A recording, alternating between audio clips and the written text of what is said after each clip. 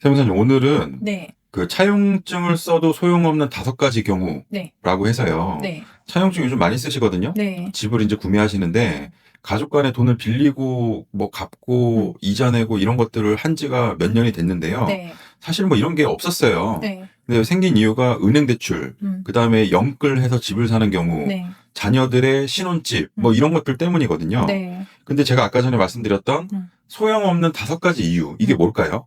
일단은, 중요한 거는 차용증만 써서는 쓰는 것만으로는 인정이 안 된다, 이렇게 생각을 하셔야 되고, 거기에 이제 전제로 5가지를 말씀을 드려볼 텐데요. 첫 번째는 중요한 거는, 이자를 안 준 경우.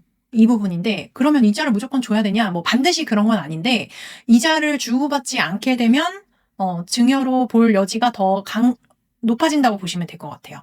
그래서 물론 이제 세법적으로 이자를 주고받지 않게 되면 무이자로 빌려준 것 자체에 대해서 또 증여로 보는 규정이 있어요. 그런 부분이 있기 때문에 또 이자를 주고받아야 되는 부분도 있고, 그리고 실질적인 차용이라 그러면 이자를 주고받는 게 또 더 통상적이기도 하고, 그러다 보니까 이자는 주고받는 게 실질 차용을 입증하는 데 도움이 된다, 이렇게 보시면 될 것 같아요. 네, 근데 이제 가족끼리 돈을 주고받는데, 네, 뭐 꼭 이자를 주고받아야 되냐, 뭐 이런 얘기도 있고, 네, 2억 1,700까지는 네, 뭐 세법적으로 이자를 안 줘도 된다, 이런 그쵸? 얘기를 하는데, 네, 그래도 소액이라도 이자를 주는 게 좋고, 네, 원금은 웬만하면 같이 갚아 나가야 된다. 네, 네. 예, 이게 더 낫다라는 말씀이신 네, 거잖아요. 맞습니다. 예, 네. 더 말씀해 주십시오. 예.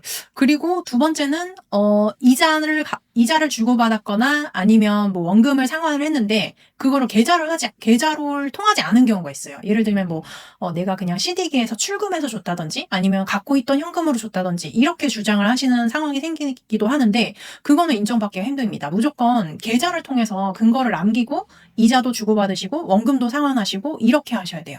차라리 비고란에, 네. 아니, 보내는 거에 이자 원금 몇 회 뭐 이렇게 해가지고 보내는 것도 방법이겠네요. 네, 네, 그렇죠. 그리고 어. 이자는 뭐 자동이체로 매월 언제 동일한 날짜에 이체되게끔 해놓으신다거나 그런 것도 도움이 되죠. 네. 네, 그렇군요.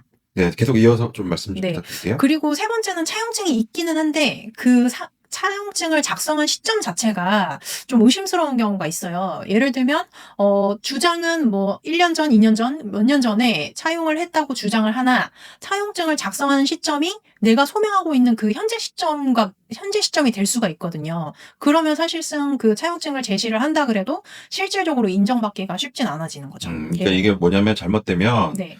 뭐 조사나 소명이나 해명이 음. 나왔으니까 네. 그때 부랴부랴 만드는 그쵸, 거죠. 그쵸. 근데 네. 사실은 이제 국세청에서 어느 정도까지 하냐면 음.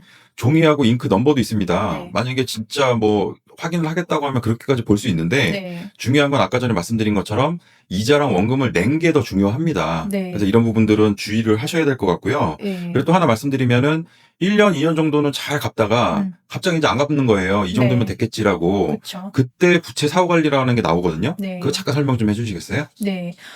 일단은 국세청에서 자금 출처를 입증을 해야 되는 상황이 되셨을 때 그 원천을 내가 빌린 돈으로 주장을 하신 경우에 해당을 한다 그러면, 그리고 또 그 주장을 통해서 인정이 됐다 그러면 그 부채에 대해서는 다 갚을 때까지 사후 관리를 한다고 보셔야 돼요. 음, 그렇기 때문에 예를 들어서 이제 부모님으로부터 내가 빌린 돈이 뭐 1억 원이다 그러면 그 1억 원에 대해서 다 갚아 나갈 때까지 실질 이자나 원금을 어떻게 갚았는지, 그리고 갚았다고 하면 그 원천이 어디서 또 나온 건지 그 부분을 입증을 해야 되는 상황이 되시기 때문에 차용으로 해서 인정받았다, 여기서 끝이 아니라 그 차용 금액에 대해서 실질 내 자금으로 갚아 나가시는 게 중요합니다. 음. 네. 국세청은 갚을 때까지 봅니다. 네. 아까 전에 추정이라는 단어가 있었잖아요. 음. 그 범위가 상당히 넓을 수도 있는 거예요. 네, 네. 예, 그리고 기간이 길고 국세청은 시간이 많습니다.